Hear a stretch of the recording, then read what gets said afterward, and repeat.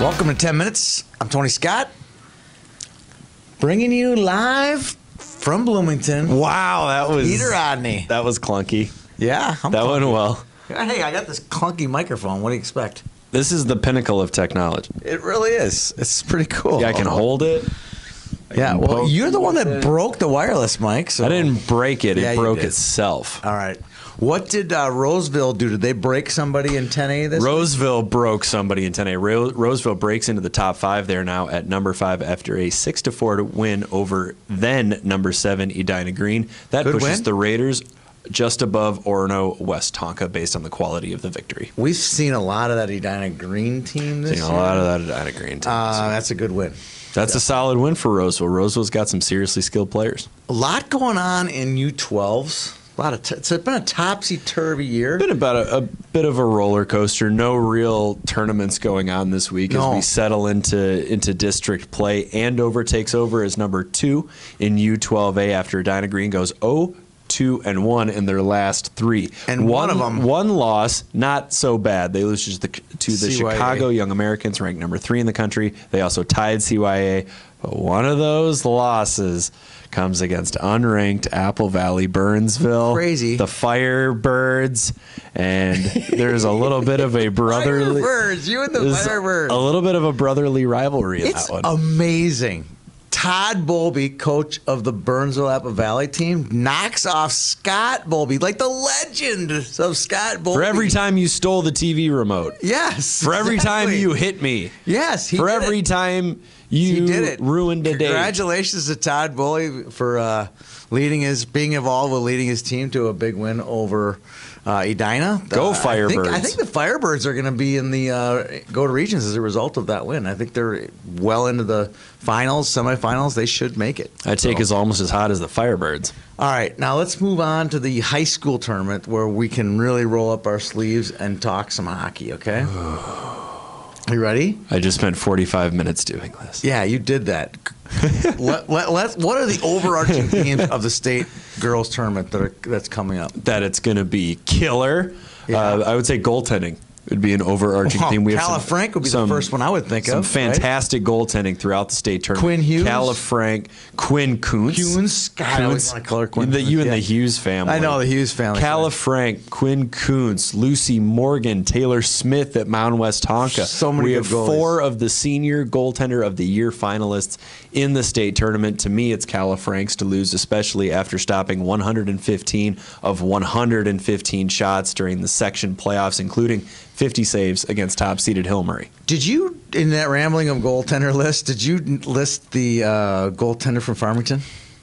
I did not. Riley Furlong. Okay. I watched a lot of that Lakeville North Farmington game. She was outstanding.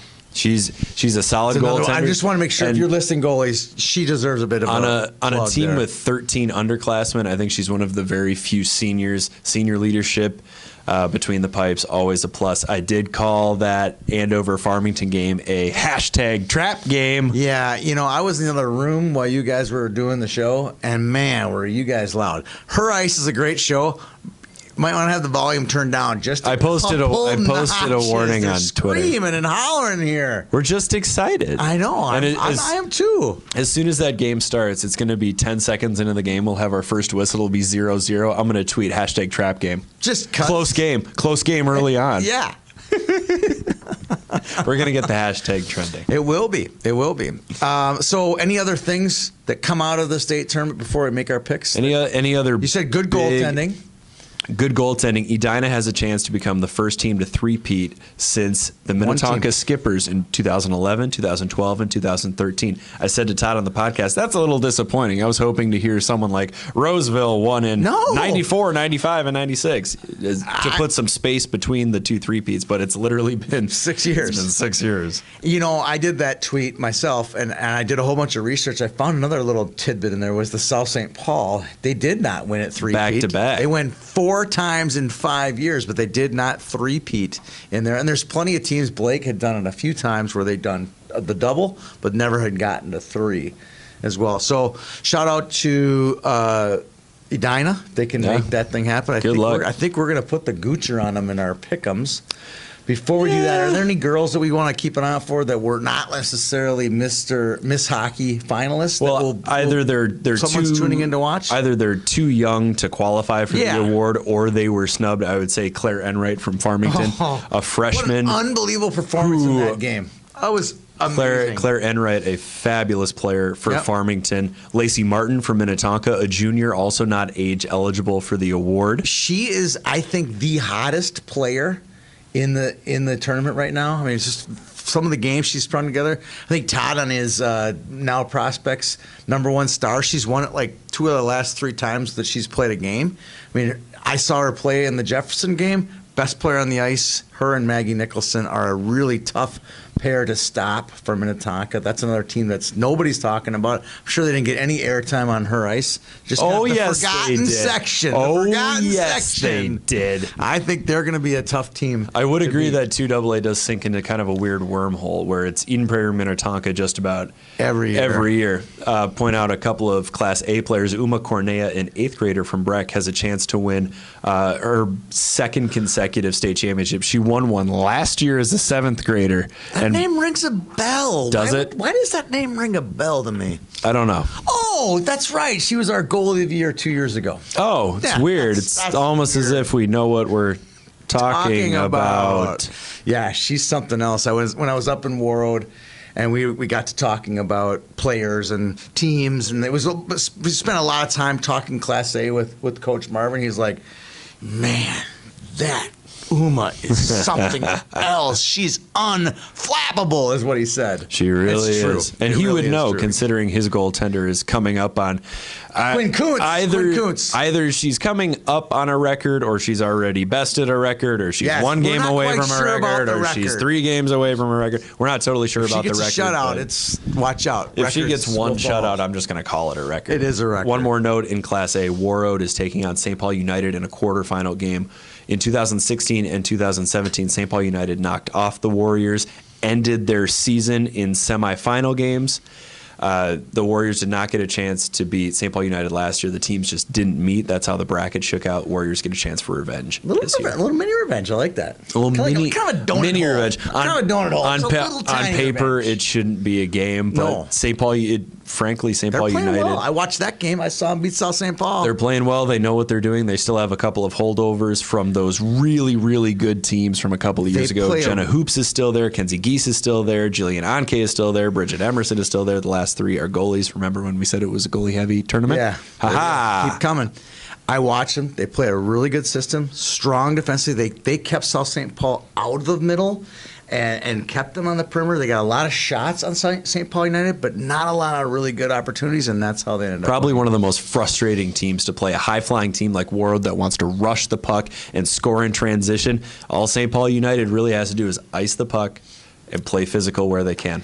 And we talk about this. We've talked about St. Paul United off air. It's their strength of schedule that may become really important to them in a game like this against a strong Warroad team. They're used to playing teams this high quality. They played Edina, Andover, Everybody. Wayzata, Eastridge, who's in the Class 2A tournament. They played Blake twice. This team is battle tested, so they're below 500, but there's a reason they're below 500. All right, are we ready to make some picks? Oh boy! All right, are we going to put the Goocher down on Edina? Are we going to do it? Maybe. Right now? I think we are. I'm going to change mine right now. You're going to change it? No. Oh, okay. You got Edina? I have Edina. You've seen this group of girls play 7 or 8 times, haven't you, Edina? Going back over the course of a couple of years. This year. This year? This will be 4 or 5, at least. This will be my 5th time. Yeah. So seeing Edina play. So you got Edina? I got Edina. Sorry, Edina. We're gonna gooch you. Yeah, you and your 8 Division I commits. We're really sorry. We're really, really sorry. We're really bummed about that. Good luck to Edina. Good luck. Now Class A. We're gonna really have it out here. You know what? It lines up. I'm taking Warroad, obviously. You're taking Breck. I'm taking Breck. Just to be difficult, because that's what you are. I'm not doing it just to be difficult. Whatever. I'm not doing it just to be difficult. Because we've seen this movie before, and I used that exact line on the podcast. Warroad beat Breck in last year's regular season. It's Warroad's year. It wasn't. Breck won in the state finals. Warroad beat Breck this regular season. Andalou wasn't close. Okay. Okay. Doesn't matter. I'm going to take Breck in the state finals. If that means that the entire town of Warroad is going to egg my car, They hate you. it won't be there because I They take hate you. Ubers to the game. They hate you. It's That's okay. fine. They It's can fine. they can hate me. I do want one of those shirts though. All right. One of those cool black shirts with the W. Yeah. You can't have it both ways. All right. If they're feeling so inclined. Let's take a quick break on some of our hockey talk and do our favorite segment. Okay. I like this one. It's favorite number. good What one. number did we wear when we played high school hockey? I was going to say, just in case anyone didn't know, we both played 4 years. Played a of little high bit. school hockey. Played a little bit. You know, we're pretty good I players. still play on Sunday nights. I don't. What number were you? My senior year, I wore number 2. Number 2. And I wore why number did you 2 wear number 2? Because one of my dear friends in high school, Nick Tapio, who probably won't see this. No. But we were best of friends. We played NHL together all the time. We were in theater together. We spent so much time like going from practice and then going to theater rehearsal together. Yeah. We spent a ton of time together. He wore number 2. He graduated. And then I took number 2 because it was his number. Because you guys were kind of a couple, right? We were a A pair. couple of pair of guys. We were a pair. All right. That's Good deal. some 1982 humor. That's right. Well, you had 2 in there, you know. Let's see. All right, my number in high school was number 5. Yeah, let me hear your love letter to who wore number 5. It was awesome. Believe it or not, I loved high school hockey when I was a kid. I'm shocked. I loved it. I had and there was this no guy idea. graduated 4 or 5 years ahead of me from Edina. I didn't go to Edina. I went to Minneapolis Southwest, but I watched Edina play a lot. He wore number 5. His name was Greg Dornbach. Greg was an outstanding player. He dictated the pace in every game he played. He was the captain's captain. He was a coach on the ice.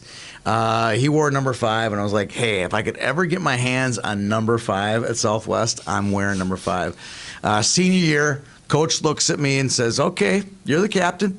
You pick the number. You I'm were like, not I the want number captain. 5. I want number 5. I'm wearing number 5. Wow. So there you go. I wore number 5. I guess you do have something on me then. I was That's not right. a captain.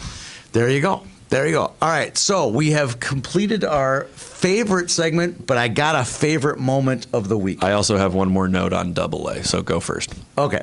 Favorite moment of the week comes on the hands of the professional hockey team, but because our professional team, the Minnesota Whitecaps, didn't Taking play this like week, a month-long vacation. the Riveters and the Pride played out east. And a girl named Ava did an interview with Gigi Marvin. Was the most precious great thing interview. I've ever seen. Go on Google, go on Twitter. If you haven't seen it, a little 12-year-old girl interviews Gigi. It's an awesome interview. It's heartwarming would be the best way. And I'm going to throw put this it. out there. It's not just cute because she's 12. She does a pretty solid does. job. She does a pretty it's solid- not nearly as easy as the sideline reporters make it look, speaking into a microphone and knowing that people are watching you. So shout out to Ava. She's no Todd Houck, but she's pretty darn good. She's pretty good. She's pretty darn good. Okay. All right, you got a AA note? I there? do. Are I we got going one. back up on the It's script it's here? kind of a shout out. It better be good. It's Better be good. head coach Sammy Reber at Edina High School. Yeah. We mentioned the chance at 3 straight state titles. She's won 2 state titles in her first 2 years as a high school head Pretty coach. impressive. That is more than impressive. That is Mind-blowing. See, my mind is boggled. Yep. That is mind boggling. So well done, Sammy. We wish you the best of luck. And if she manages to do this, she's writing her name in the record books Yeah. next to some of the most influential girls hockey coaches in state history. Pretty impressive. Pretty impressive. All right, we're ready to move on to Boom Roasted I hope so. and maybe even a game puck. We get myself a game puck 'cause Maybe a it's a game little bit off camera, but I got it now. We're right here. The camera All just right, refocused. what's your Boom Roasted? My boom roasted, and I hate to do That's this a good because one, by I'm the way. I assuming like it. they're volunteers. But I'm probably getting paid a little bit. The gentlemen who were in the penalty box during the Class 2A Section 6 finals, The biggest game of The the year that biggest wasn't game in the of the state year. tournament. for one, they mispronounced Ellie Stripmotter's name. It was Eli Stripmotter from Edina playing in goal. For 2, they could barely keep up with the shots on the board. There was a lot of discussion in the stands about how many shots each team really had. For 3, they did not play music. between the whistles, if that's due to a mechanical or a sound system malfunction, I apologize. But to just not do it because you don't want to, that's ridiculous. It's tough to hear a whistle and then just mild rumblings from the stands. Especially a game of that magnitude. They need a little bit of juice. Agreed. And if we can get our 15 and 16-year-old box workers to check for name pronunciations and play music during squirt games, I'm pretty sure an adult can do it during a high school game. For sure. That's a good boom. I like it. That's solid. Let's raise the bar here, right? Raise the bar. Raise the bar.